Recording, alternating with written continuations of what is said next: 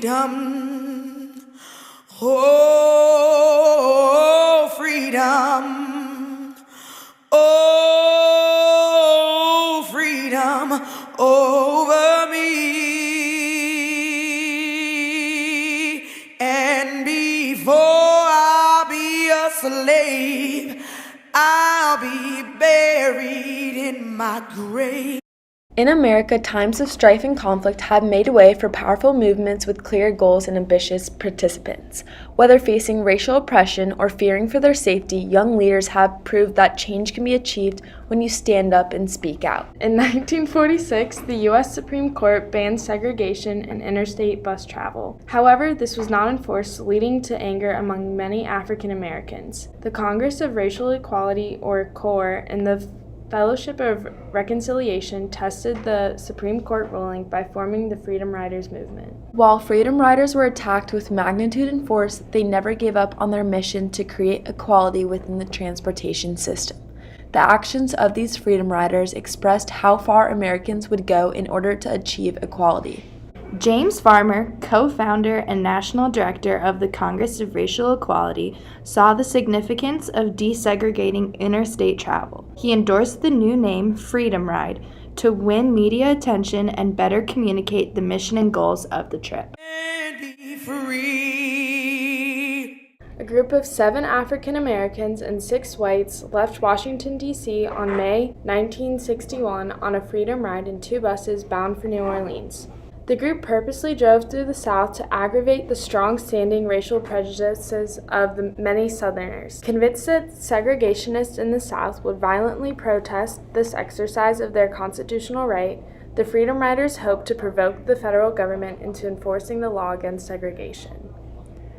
On May 14th, upon stopping outside of Anniston, Alabama to change a slashed tire from a mob, 1 bus was firebombed and the Freedom Riders were beaten by angry segregationists. Arriving in Birmingham, the 2nd bus was similarly attacked and the passengers were beaten. In both cases, law enforcement was suspiciously late in responding, and there was suspicions of collusion in that late response. The original group was unable to find a bus line to carry them any further due to the violence that had been faced. A second group, originating from Nashville, organized by the Student Nonviolent Coordinating Committee, renewed the effort.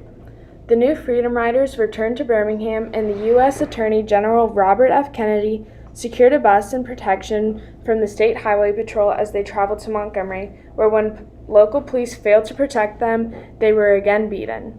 The second wave of activists then journeyed from Birmingham to Montgomery in relative peace. Once the activists touched down in Montgomery, though, a mob of more than 1,000 people attacked the riders. In Mississippi, Freedom Riders were arrested for entering a whites-only waiting room in a Jackson bus terminal. For this act of defiance, authorities arrested the Freedom Riders, housing them in one of Mississippi's most notorious correctional facilities, Parchman State Prison. Freedom Riders were kept in poor conditions, given clothes that did not fit, they were not allowed to exercise or leave their cells, and often were served inedible food and ridiculed by prison officials. When the prisoners refused to stop singing freedom songs, their mattresses were taken away.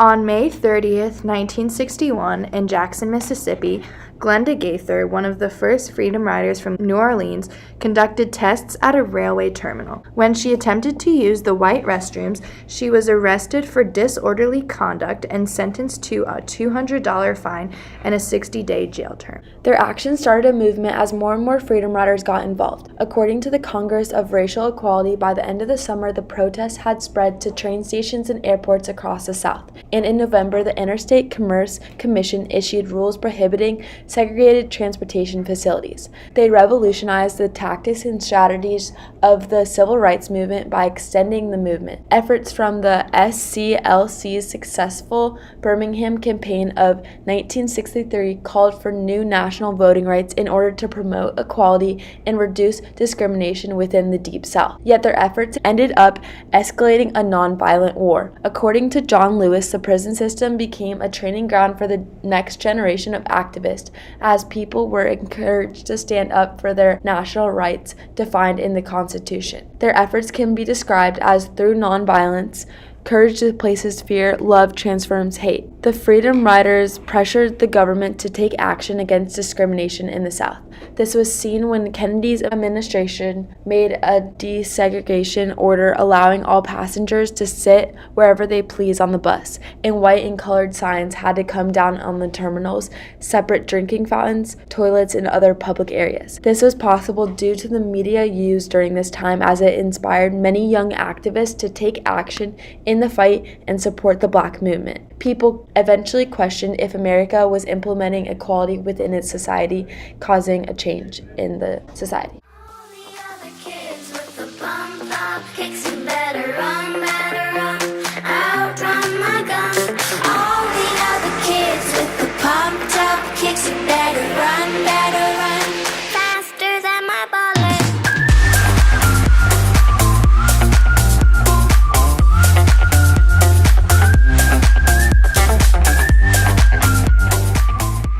The first known shooting in the United States was in the 1700s. It was called the Pontiac's Rebellion School Massacre, where 4 Lenape American Indians entered the school and killed 10 people. As time went on, there were 11 shootings reported in the schools during the 1800s. At the beginning of the events of school shootings, they were small and killed and harmed little to no one. Towards the end of school shootings, or currently, school shootings are starting to get very big and are killing more people. As more technologies and innovations become available, people are also starting to use more explosives and more dangerous equipment to kill large quantities of people. Since 1970, there have been 1,300 school shooting incidents. 2018 had the highest number of incidents since 1970, with 82 recorded incidents. In less than 18 years, we have already seen more deaths related to school shootings than in the whole 20th century. One alarming trend is that the overwhelming majority of 21st century shooters were adolescents, suggesting that it is now easier for them to access guns and that they have more frequently suffered from mental health issues or limited conflict resolution skills. Since 2013, there have been more than 300 school shootings in the United States, which averages out to about 1 every week, the Gun Safety Group says. While the U.S. makes up 4.4% of the world's population, it has almost half of the civilian-owned guns in the world. This is a problem as a large percentage of our population is made up of millennials, bringing up the question, why do they need guns, and how are they accessing them? Never Again MSD is an American student-led political action committee for gun control that advocates for tighter regulations to prevent gun violence. It was founded by victims of the February 14th school shooting at Parkland, Florida, where 17 lives were claimed by an armed gunman. But instead, we are up here, standing together, because if all our government and president can do is send thoughts and prayers, then it's time for victims to be the change that we need to see.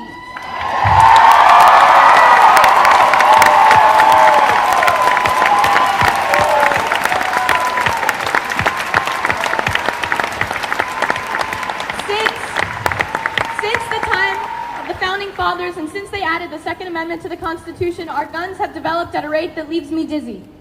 The guns have changed and the laws have not.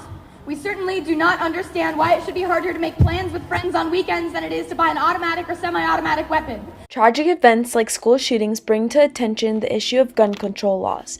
It brings to attention that it is too easy for adolescents and mentally ill Americans to get guns. Because of the increase in mass shootings, survivors of the Parkland shooting created the Never Again movement. Many others have turned to protest to advocate for gun control to bring an end to mass shootings in America. Along with protesting, many pro-gun control organizations have been created to promote this change. Some of these organizations include Everytown for Gun Safety, the Coalition to Stop Gun Violence, Americans for Responsible Solutions, and the Brady Campaign.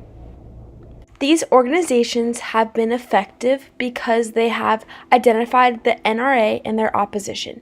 They have put pressure on many companies to break ties with the NRA through boycotts. They have also recruited many people of all sizes and ages. The goal for this group is for the United States to gain stricter background checks for gun laws and people that are trying to buy guns. And they also want to establish worldwide protests in order to gather more people and to gather more support for the cause. Many of the students that lost their friends and family are angry and demand change in the system. As shootings in America increase, something needs to change. Shootings are not an accident, but a result of human decisions. The mentally ill gunmen want to kill the students. This must be stopped in order for kids to feel safe within their own schools again. Through the use of their voices and a clear message, activists have used nonviolent protests to push for national reform. Whether they are young adults pushing to reduce racial stigma or traumatized teenagers with dreams for a safer America, young Americans throughout history have used powerful techniques and thought-provoking messages to challenge societal norms and bring necessary justice to those who it so rightfully belongs. Oh, freedom. Oh, freedom. Oh, freedom over me. And before I'll be a slave, I'll be buried in my grave and go home to my Lord and be free.